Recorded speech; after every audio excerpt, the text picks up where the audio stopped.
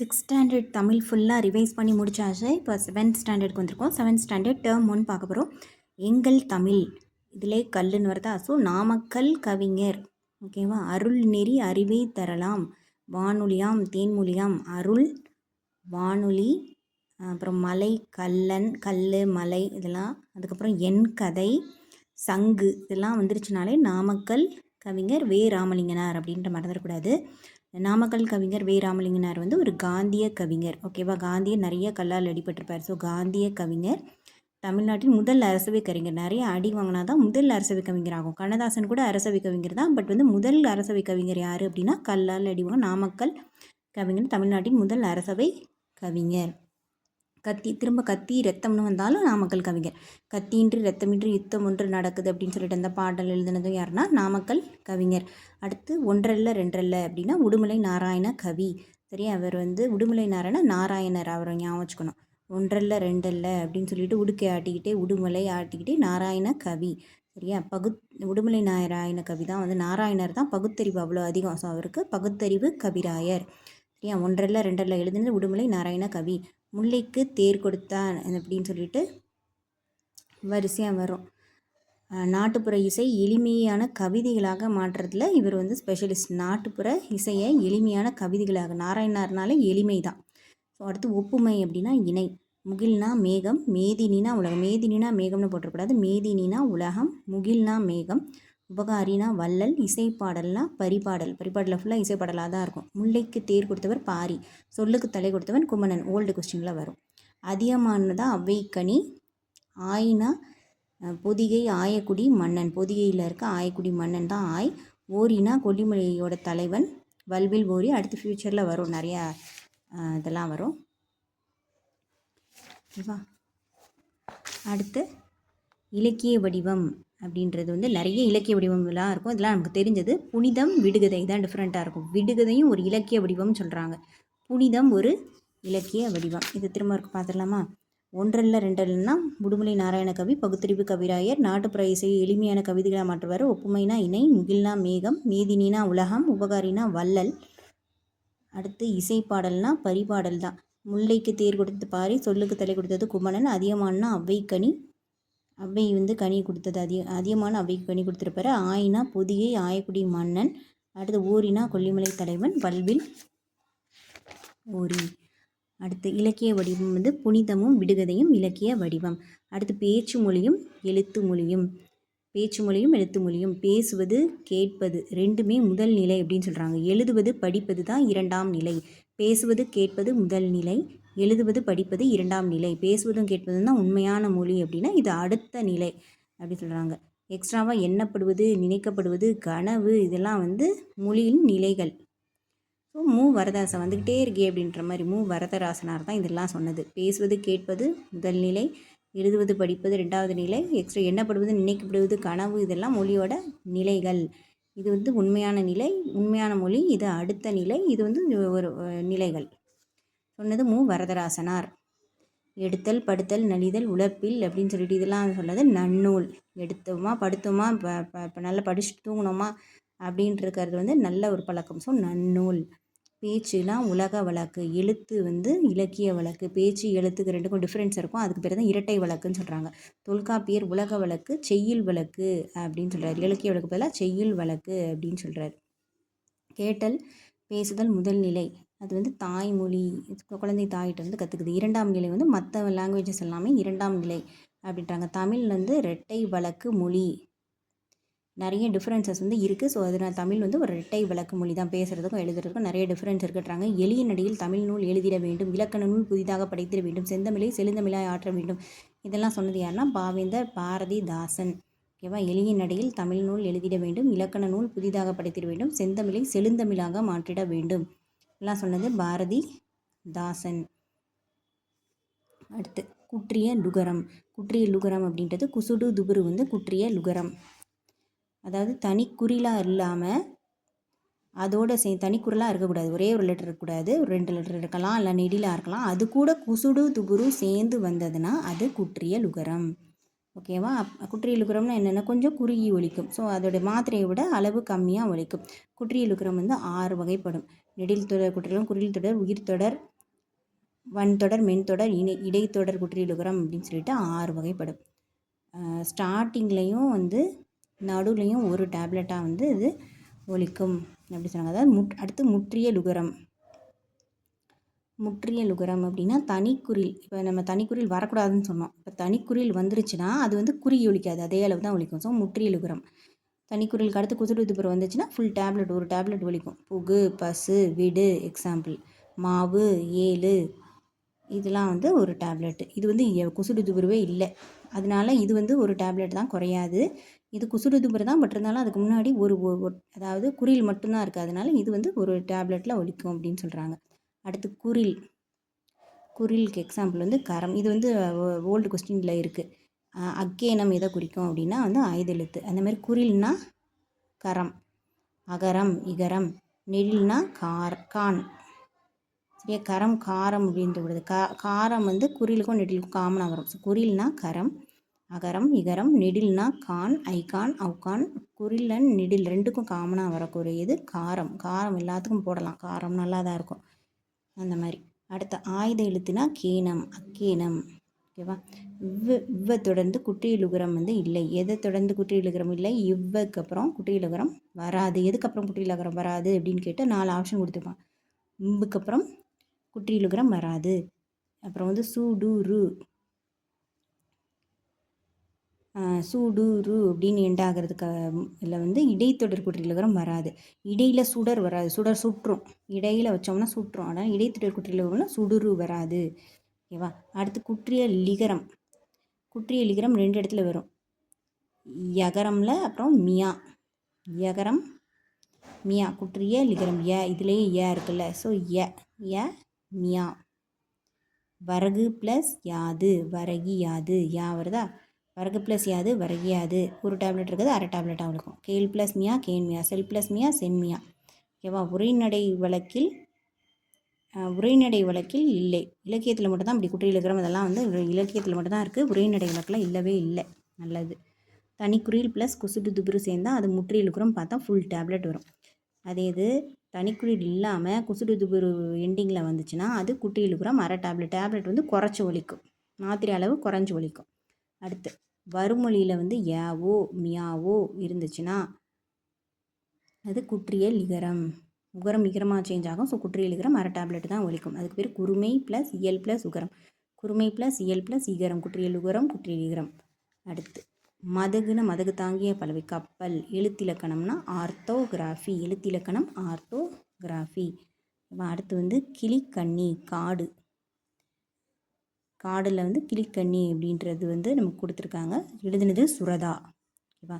கார்த்திகை தீபம் என காடெல்லாம் பூத்திருக்கு கிளியே கிளியே அப்படின்னு கிளிப்பாடல் மாதிரி வரும். எழுதுனது யாருன்னா சுரதா. காட்டில் தான் தேன் இருக்கும், நல்லா சுரக்கும். ஸோ சுரதா. காடுனா சுரதா. கார்த்திகை தீபம் அழகாக இருக்கும். ஸோ சுரதா. கொம்புனா கிளை. அதிமதுரம்னா மிகுந்த சுவை. நச்சரமம்னா விஷமுள்ள பாம்பு. சுரதாவோட இயற்பெயர் அப்படின்னா வந்து ராவையும் சாவையும் மாற்று போடணும். அப்போ ராசகோபாலன். சுரதாவோட இயற்பெயர் வந்து ராசகோபாலன். இவர் வந்து பாரதிதாசன் மேலே உள்ள அன்பினால் சுப்ரத்தினன்னு மாட்டு அந்த பேர் தான் சுரதாவாக மாறியிருக்கு. ஓகேவா? அடுத்து ஊமை கவிஞர் யார் அப்படின்னாலே சுரதா தான். இவங்க என்னென்ன எழுதியிருக்காங்க? ஊமை கவிஞர்ன்றதுக்கு ஏற்ற மாதிரியே அமுதும் தேனும், தேன் மலை, துறைமுகம் அப்படின்னு எழுதியிருப்பாங்க. அடுத்து காடுக்கு வேறு என்னென்ன பேர்கள் வந்து இருக்குது? காடு வந்து கால் சொல்லுவாங்க. காலை வச்சு தான் காட்டுக்கு போவோம். அங்கே அடைஞ்சிருக்கும், ஏதாவது நிறைய அடைஞ்சிருக்கும். ஒரு அரண்மனை இருக்கும், ஆறு ஓடிட்டு இருக்கும், புறவு அவுட் சைட் போனால் தான் வரும். அடுத்து பொற்றைன்ற பேய் இருக்கும். அப்புறம் வந்து பொழில் அழகாக இருக்கும் காடு. பில் இருந்தால் தான் போட முடியும். அழுகு சத்தம்லாம் கேட்கும்.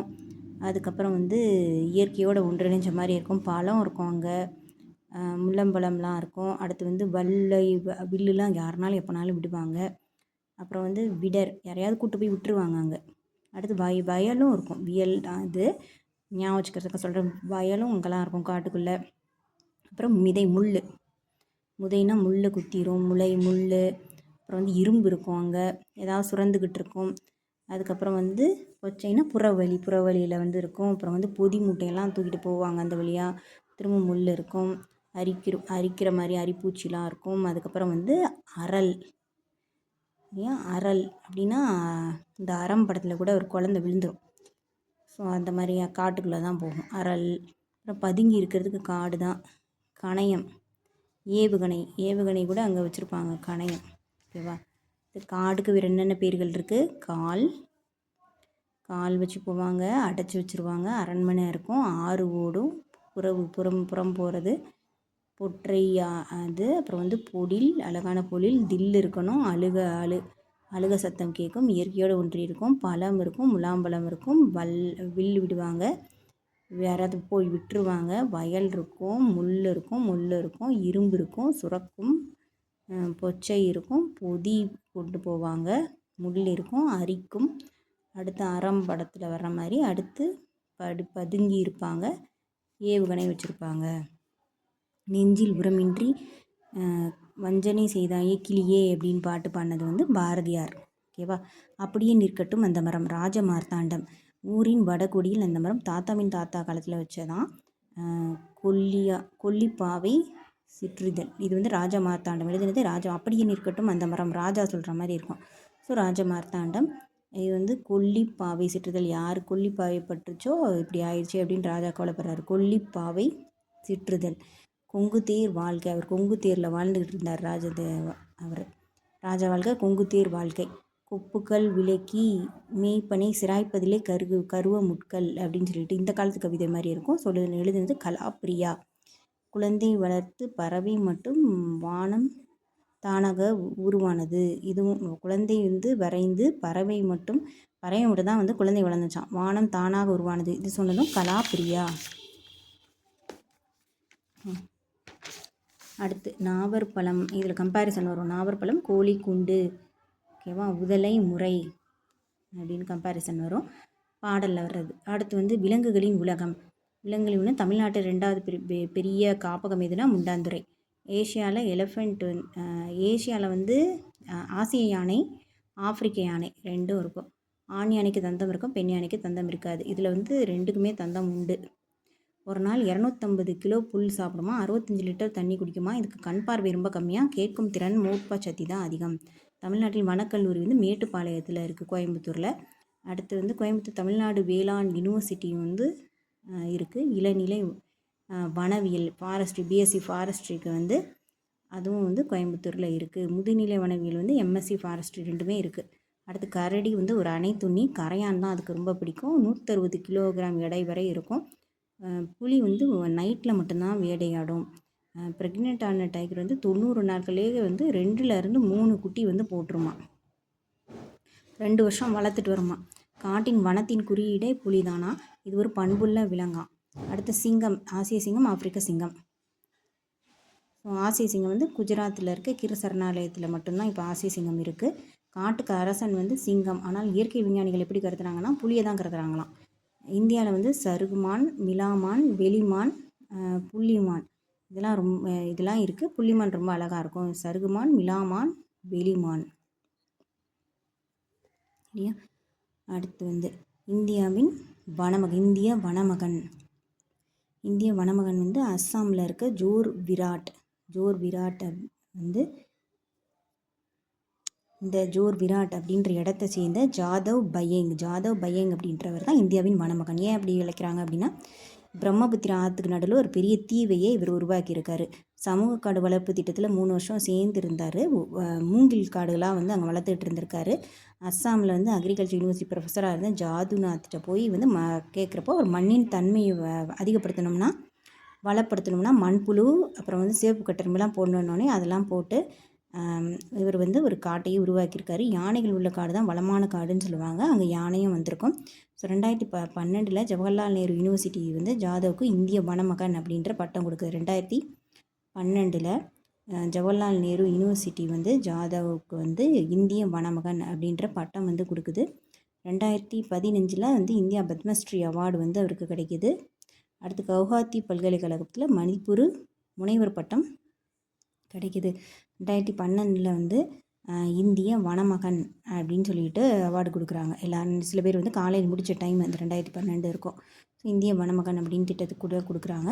அடுத்து ஒரு 3 வருஷம் கழித்து பத்மஸ்ரீ. ஸோ வந்து இது வந்து யூஜி படித்ததுன்னா இது ஒரு பிஜி படித்த டைம்னு வச்சுக்கோங்களேன். ஸோ பத்மஸ்ரீ விருது கிடச்சிக்குது. அடுத்து கவுஹாத்தி பல்கலைக்கழகம், அங்கே வந்து மதிப்புறு முனைவர் பட்டம் வந்து கொடுக்குறாங்க. அடுத்து ஜிட்டு கலிட்டா வனவியல் ஆர்வலர் வந்து இவரை பற்றி கேட்டுட்டு எழுதியிருக்காரு. வனக்காவலர்கள்லாம் அதுக்கப்புறம் வந்து இவர் கண்டுபிடிச்சி டைம்ஸ் ஆஃப் இந்தியா இதில் போட்டு இவர் ஃபேமஸ் ஆகியிருக்காரு சொல்கிறாங்க. அடுத்து 4 வகை குறுக்கங்கள் என்னென்ன? ஐகார குறுக்கம், உகார குறுக்கம், மகர குறுக்கம், ஆயுத குறுக்கம். 4 பக்கமும் அழுத்தினா தான் குறுகி போயிடுவோம். 4 பக்கம் இருந்தும் ப்ரெஷர் கொடுத்தா. ஸோ குறுக்கம் அப்படின்னாலே 4 வகை. ஓகேவா? ஐகார குறுக்கம், ஔகார குறுக்கம், மகர குறுக்கம், ஆயுத குறுக்கம். ஐகார குறுக்கம்னா தனியாக எழுதணும்னா இதெல்லாம் ரொம்ப முக்கியம். ஐகார குறுக்கத்தை வந்து தனியாக எழுதணும் அப்படின்னா ஃபுல்லாக 2 டேப்லெட்னா 2 டேப்லெட்டும் வந்துடும். ஓகேவா? 2 மாத்திரைகள் வந்துடும் தனியாக ஐயை எழுதுகிறப்போ. அதே இது முதல்ல எழுதுகிறப்போ குறுக்கமாயிருச்சுன்னா 1.5, இடையில் 1, இறுதியிலையும் 1. ஸோ தனியாக இப்போ ஃபுல்லாக எழுதுகிறப்போ 2 டேப்லெட்டு. ஔவை, வௌவால் அப்படின்னு எழுதுகிறப்போ 1.5 டேப்லெட்டு. இடையிலும் இறுதியிலையும் வந்து ஔகார குறுக்கம் வந்து வராது. சரி, ஆமாம், ஔகார குறுக்கம். ஃபஸ்ட்டு பார்த்தது ஐகார குறுக்கம். திரும்ப பார்த்துலாமா? ஐகாரம் வந்து தனியாக இருந்துச்சுன்னு வச்சுக்கோங்களேன். ஐயை தனியாக எழுதுனா 2 டேப்லெட் போட்டு அழகாக எழுதிடலாம். இது முதல் வரும்போது 1.5 ஆகிடுது, 2வது 3வது வரும்போது 1 ஆகிடுது. ஓகேவா? 50 அப்படின்னு வரும்போது இங்கே எவ்வளோ இருக்கும்? 1.5 இருக்கும். மடையன், தலைவன், இதில் 1 இருக்கும். அடுத்து ஔகாரம்.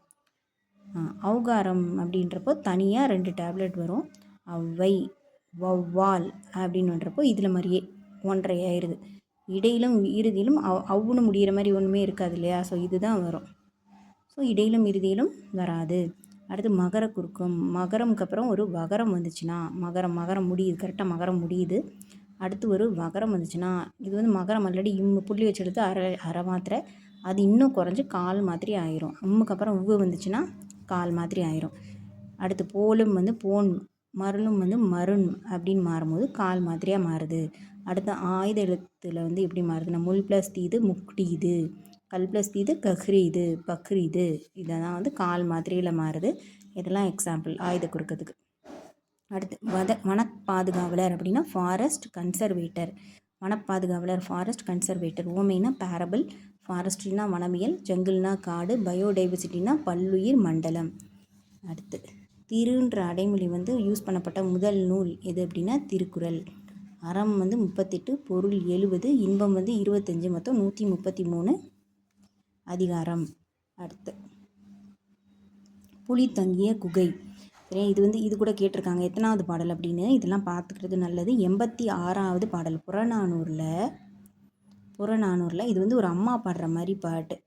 அதாவது இந்த அம்மா வந்து தன் பையன் வந்து போருக்கு போயிட்டான், அவன் பெற்ற வயிறு வந்து இங்கே இருக்குது அப்படின்னு சொல்லிட்டு சொல்கிற மாதிரி பாடல். ஸோ அம்மா வயசு 86ன்ற மாதிரி இங்கே வச்சுக்கணும், ரொம்ப வயசான அம்மா. ஸோ 86 புலி தங்கிய குகை 86வது பாடல் புறநானூரில் இருக்குது.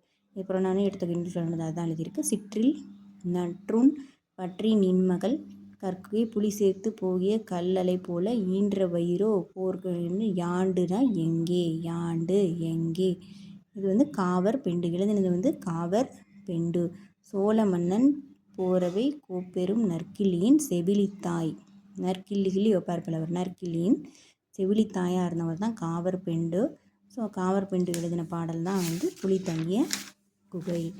அடுத்து பாஞ்சை வளம். சுத்த வீரசூரன் கட்டபொம்ம துறை முயல் வந்து நாயை விரட்டுமா, பசு புலி தண்ணி ஒன்றா குடிக்குமா. இதெல்லாம் எழுதினது யாருன்னா வானமா மலை. விஸ்தாரம்னா பெரும் பரப்பு. வாரணம்னா யானை. பரினா குதிரை கமுகு பாக்கு. அடுத்து தேசியம் காத்த செம்மல். பசும்பன் முத்துராமலிங்க தேவரை பற்றின ஃபுல் யூனிட் தான் அது. தேசியம் காத்த செம்மல் பசும்பன் முத்துராமலிங்க தேவர். எப்போ பிறந்தார்? 1908 அக்டோபர் 30. 1908 அக்டோபர் 19 ஸ்டார்டிங்கில் பிறந்திருக்காரு. அக்டோபர் 30 பிறந்திருக்காரு. ராம்நாட்டில் இருக்க பசும்பன் உக்கிரபாண்டி தேவன் இந்திராணி இவங்களுக்கு பிறந்திருக்காரு. இஸ்லாமிய தாய்ப்பால் குடித்து வளர்ந்தார். பிளேக் நோயினால் எஜுகேஷனை வந்து டிஸ்கன்டினியூ பண்ணியிருக்காரு. ராம்நாடு, ஓகேவா, அந்த அரசர்கள் எல்லாமே அந்த ராம்நாடு சைடு தான். ராம்நாடு, பசும்பன், உக்கிரபாண்டியன், இந்திராணி, ஓகேவா.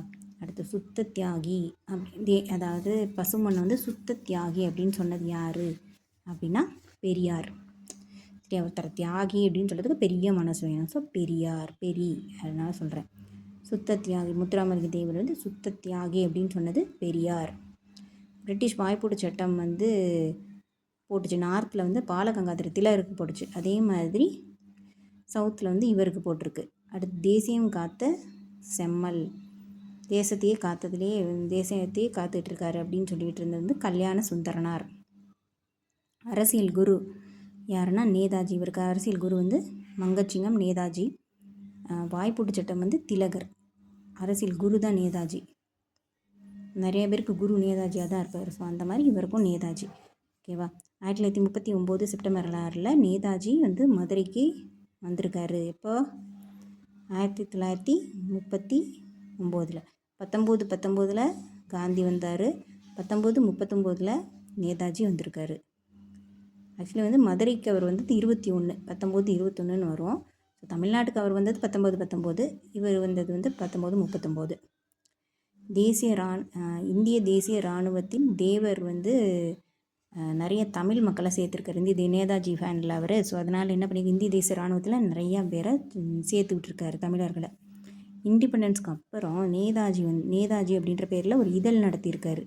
அடுத்து ஃபஸ்ட்டு சாயல்குடியில் விவேகானந்தரின் பெருமை, இந்த பக்கமும் சாயாமல் நேர்மையாக விவேகானந்தரின் பெருமையை பற்றி ஒரு ஸ்பீச் கொடுத்துருக்காரு. இதுவரை இப்படிப்பட்ட ஒரு பேச்சை கேட்டதே இல்லை, இது விடுதலைக்கு கண்டிப்பாக உதவும்னு சொன்னது யாருன்னா காமராஜர்.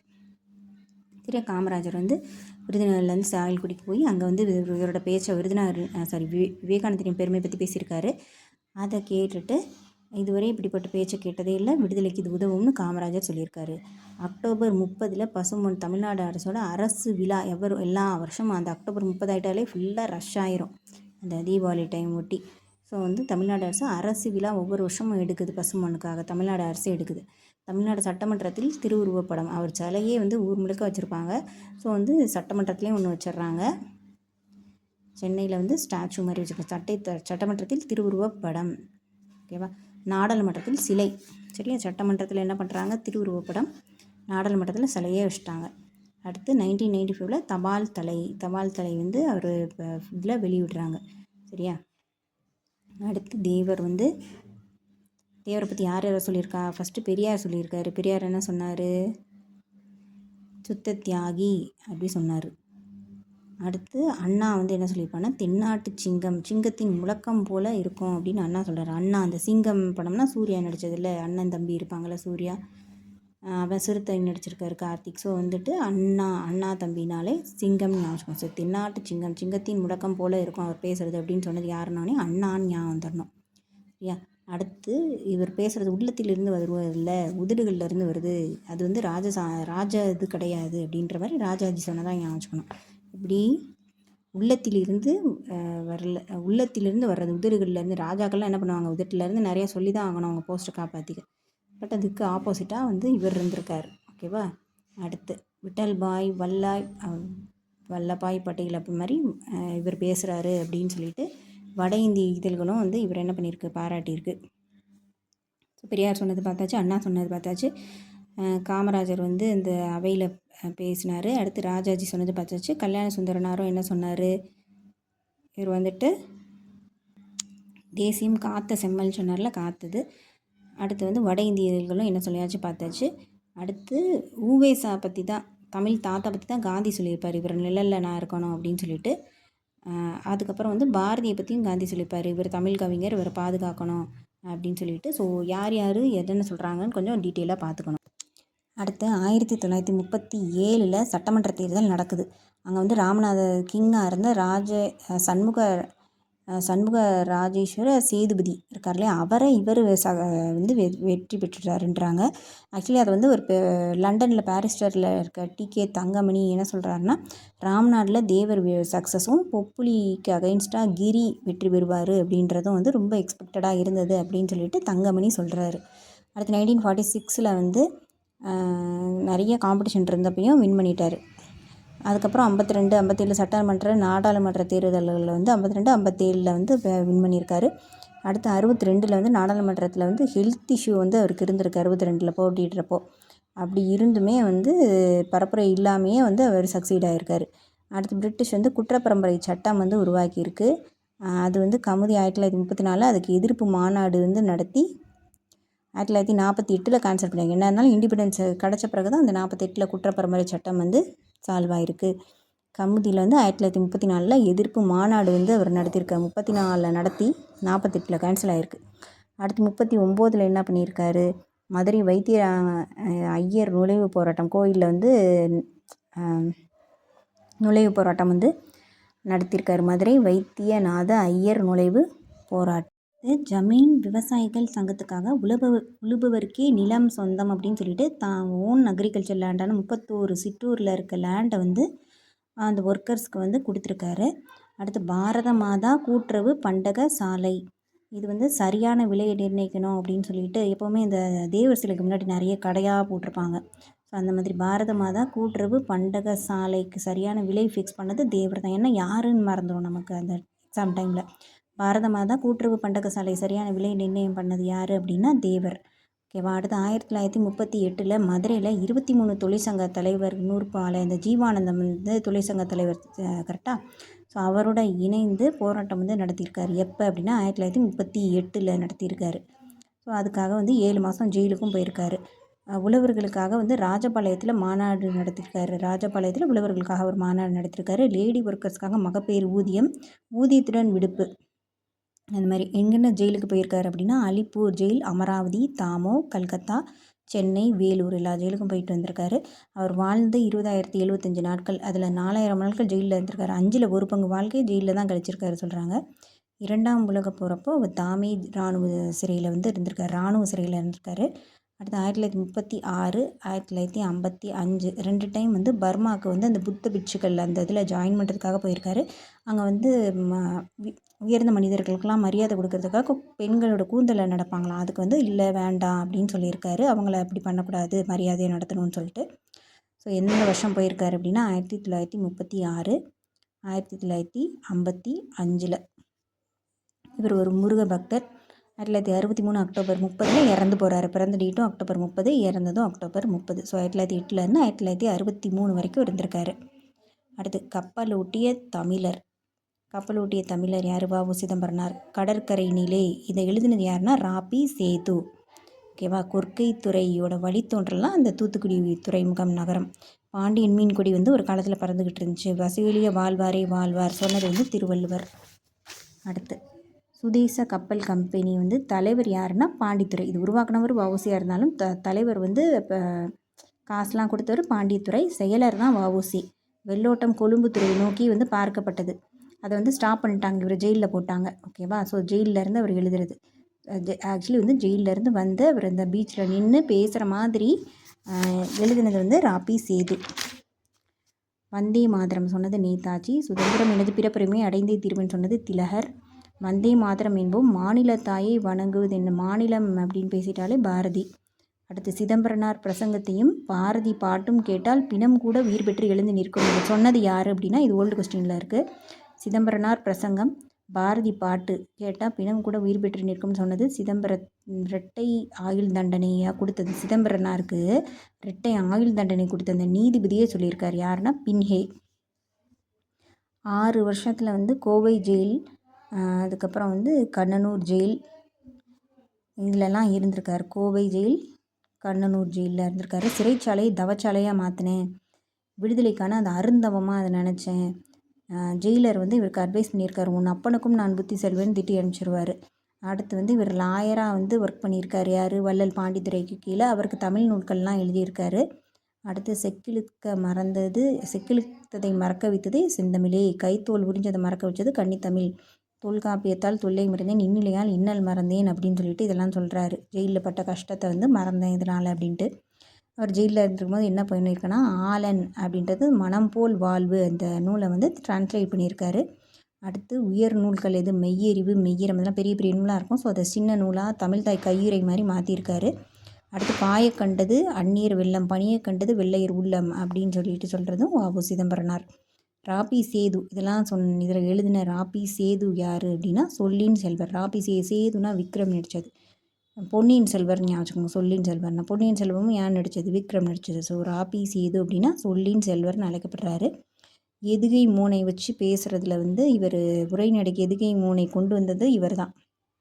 குதிரை மேலே நின்று பெரிய டைலாகாக பேசுவார். ஸோ அந்த மாதிரி எதுகை மோனை கொண்டு வந்தவர் யார் அப்படின்னா ராபி சேது. தமிழ் இன்பம் இதுக்காக வந்து சாகித்ய அகாடமி விருது வாங்கினவர் யாருன்னா ராபி சேது.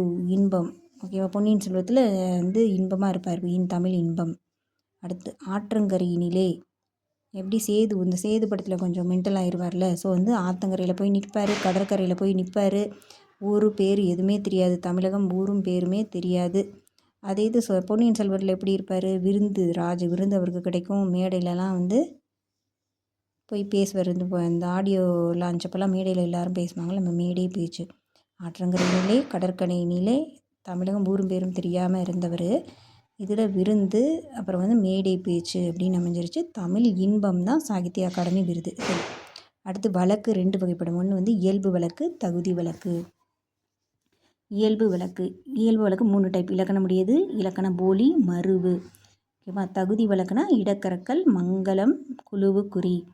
இலக்கணமுடையதுன்னா இலக்கணம் இருக்கும், அவ்வளோதான், வேற ஒன்றும் இல்லை. இலக்கண போலி அப்படின்னா முன் பின்னதாக தொக்க போலி. அதாவது முன் சொல்லக்கூடாது, முன்றில் சொல்லணும்.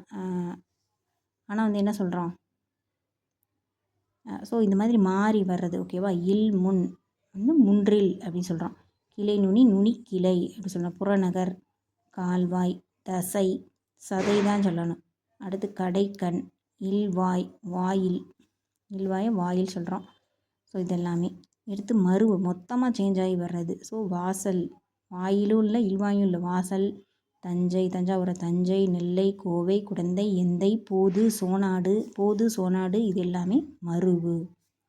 தகுதி வழக்கு இடக்கரக்கல், இடம் கருதி, அதாவது கால் கழுவி வந்தான், குழந்தை வெளியே போய்விட்டது, ஒன்றுக்கு போய்விட்டேன், அப்படி கொஞ்சம் மாற்றி காலம் கருதி சொல்கிறது இடக்கரக்கல். மங்களம் கருதி சொல்கிறது செத்தார் சொல்லாமல் துஞ்சினார், இயற்கை எய்தினார்.